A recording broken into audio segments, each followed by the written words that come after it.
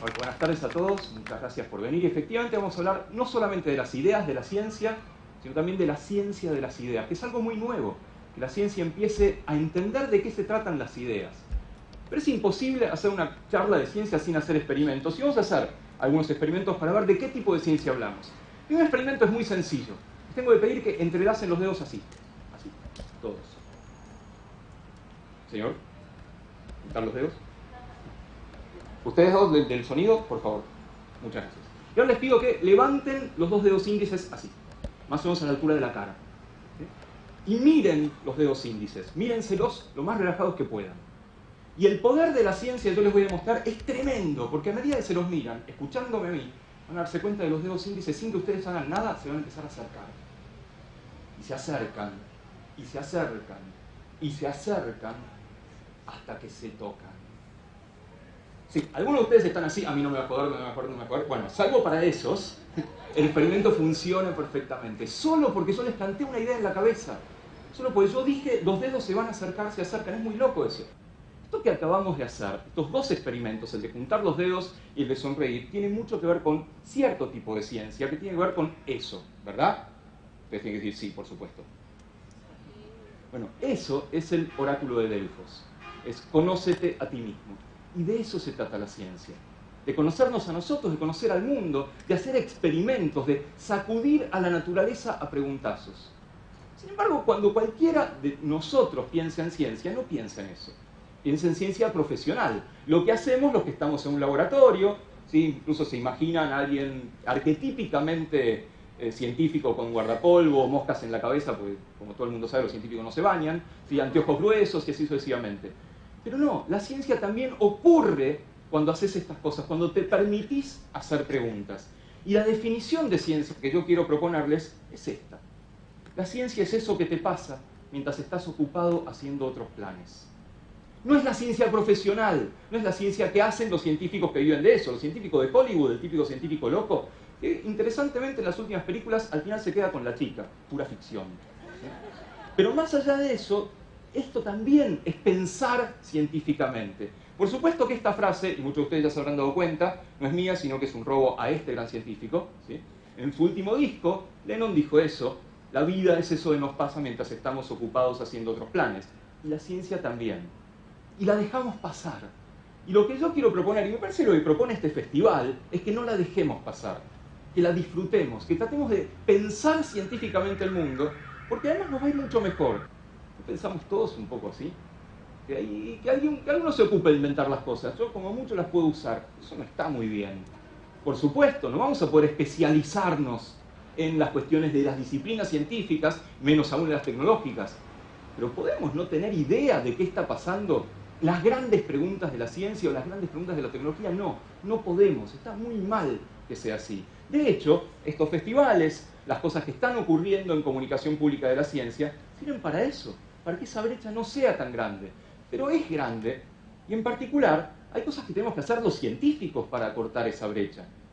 Una de las cosas que tenemos que hacer los científicos es considerar que contar lo que hacemos es parte de lo que hacemos. Contar lo que hacemos es parte de nuestro trabajo, y eso no es así, en particular en nuestros países. Y acá es donde más se ve la hermandad latinoamericana, somos todos iguales. ¿Sí? En Argentina, en Chile, en Uruguay, en Brasil, en México un poco menos tal vez. La verdad que contar lo que hacemos no es parte del trabajo. ¿Por qué? Entre otras cosas, la excusa que tenemos es que no nos evalúan por eso. Cuando nosotros tenemos que hacer informes, una vez al año, cada 2 años, lo que fuera, en ningún lado podemos contar que hicimos actividades de esto, de comunicar la ciencia. Yo no digo que valgan puntaje, porque la verdad no nos evalúan por eso, nos evalúan por investigar, pero que podamos decir, che, y además de publicar un montón de papers o de formar doctores, también hice esto. También participé en notas en la prensa, o participé en un libro, o di charlas, o estuve en un programa de tele, o lo que fuera. Pero además hay una eterna lucha del bien contra el mal, o sea, de la ciencia contra el periodismo. ¿Hay periodistas presentes en la sala? ¿Por qué es esto? Verdaderamente son Batman y el pingüino. ¿Sí? ¿Por qué? Porque para el científico, el periodista, tiende a ser aquel que tergiversa lo que uno dice, profesionalmente. Y para el periodista, el científico es aquel que habla y en lugar de salir palabras salen ladrillos. No es así, de ninguna manera. De hecho, y esto también ocurre en nuestros países, La comunicación de la ciencia se está profesionalizando. Está empezando a haber periodistas científicos profesionales que pueden contar de qué se trata. Entre otras cosas, tenemos que participar en esto, en actividades comunitarias. Tenemos que ir a la escuela. Los científicos no vamos a la escuela a contar lo que hacemos o a ayudar o a charlar con el maestro de ciencias. Y si nosotros no lo hacemos, ¿quién lo va a hacer?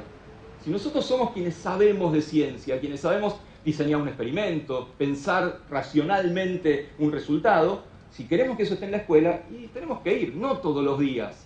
Una vez cada tanto, sería muy sano que fuéramos.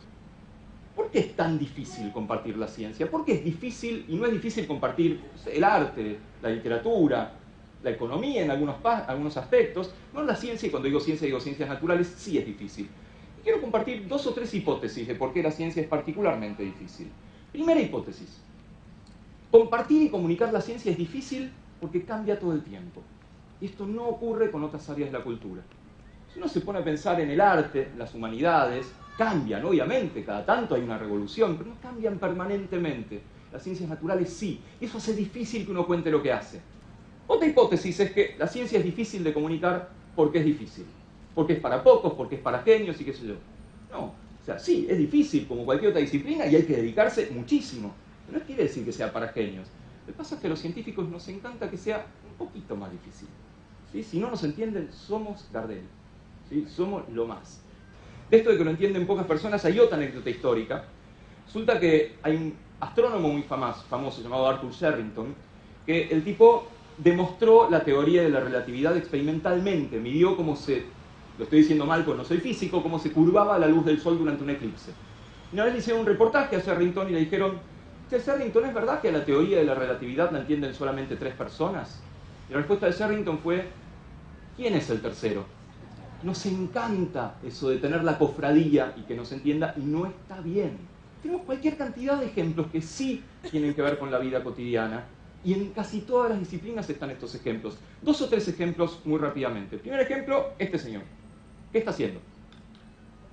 Bostezando. ¿Y qué van a estar haciendo todos ustedes si no me voy a ofender? O un poquito me ofendo. Va a estar bostezando, ¿verdad? Y la ciencia es eso que pasa mientras estamos ocupados haciendo otras cosas. ¿Y lo vamos a dejar pasar? No. Hay preguntas científicas tremendas. Primera pregunta: ¿qué es el bostezo? ¿Cuándo bosteza la gente? Cuando tiene sueño. ¿Alguno más?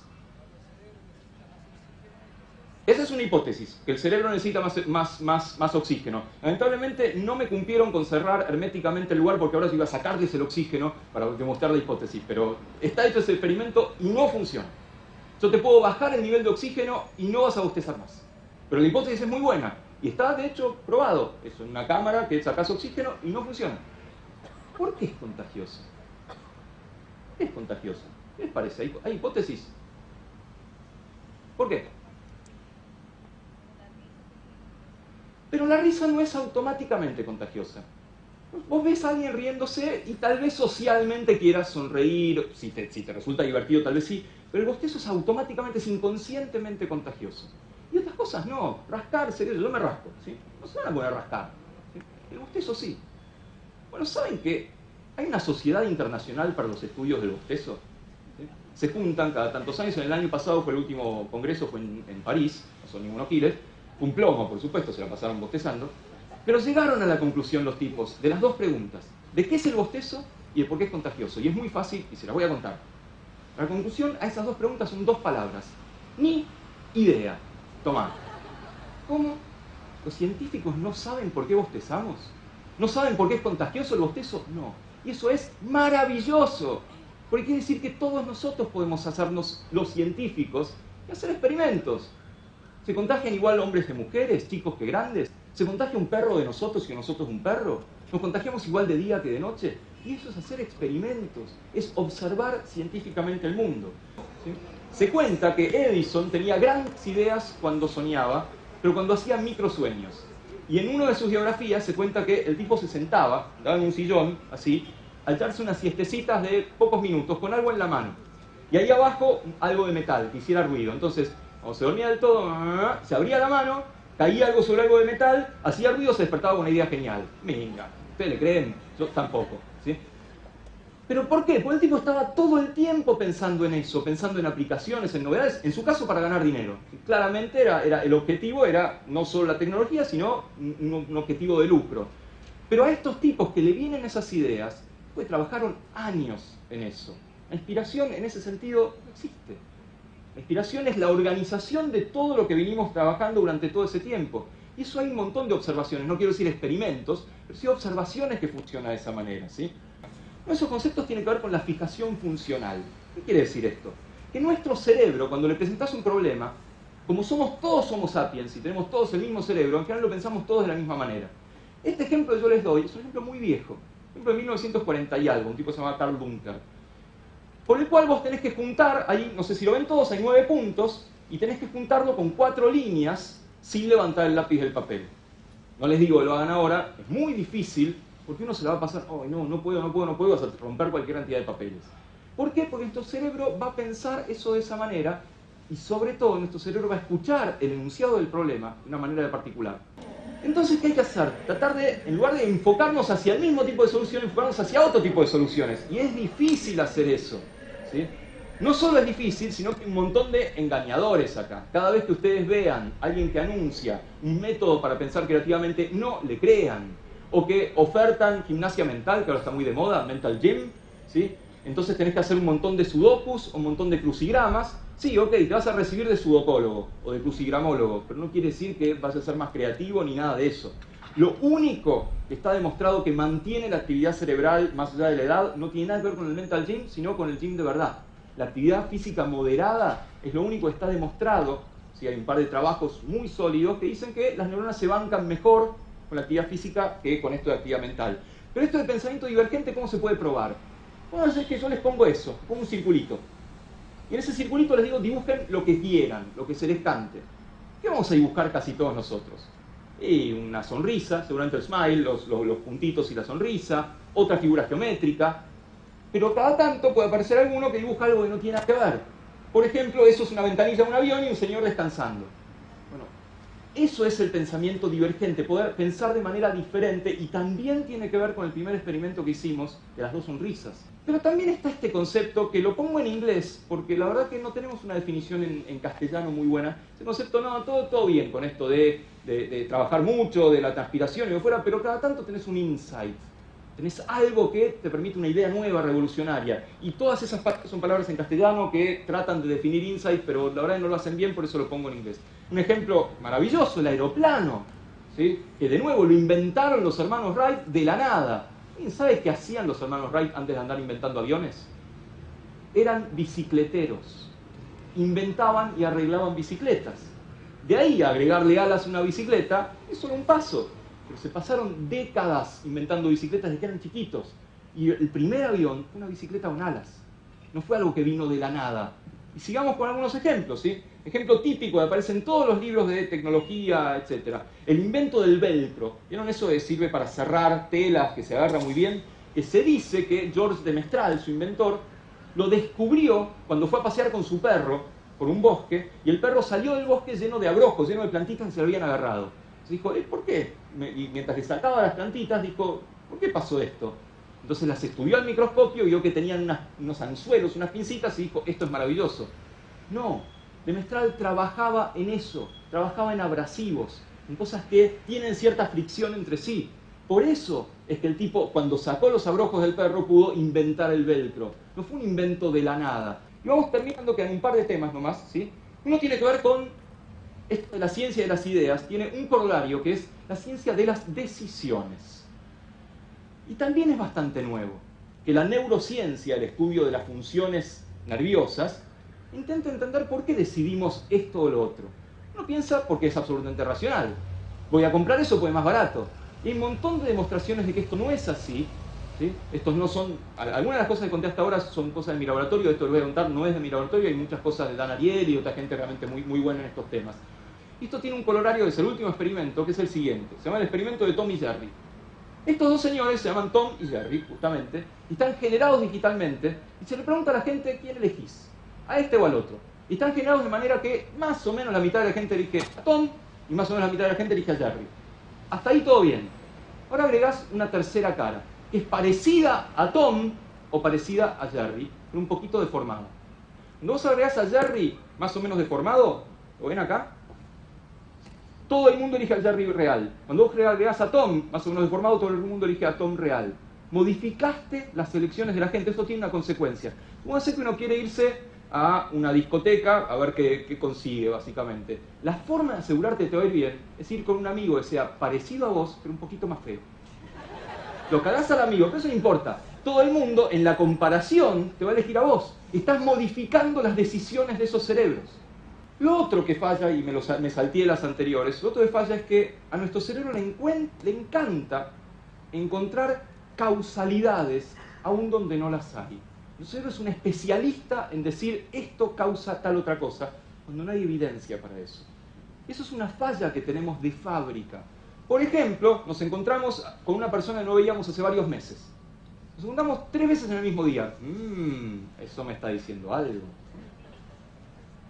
En todo momento, de hecho hay algunos ejemplos que son los que me salteé, que demuestran, por ejemplo, que los años en que Nicolas Cage actuó en más películas, se murieron más personas estranguladas por sus sábanas. Claro, obvio, cuando Nicolas Cage actúa en una película se muere gente en las sábanas.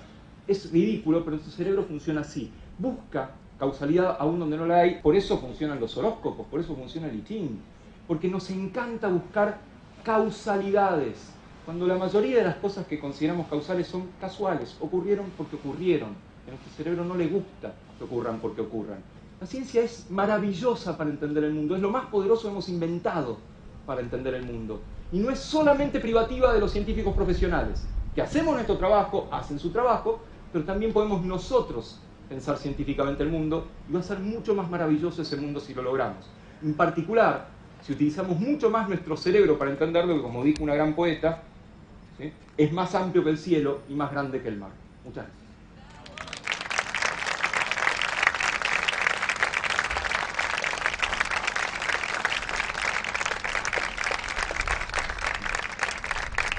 No sé si estamos para preguntas, se quieren ir a comer. Festival de Ciencia de Antofagasta, 10, 11 y 12 de abril.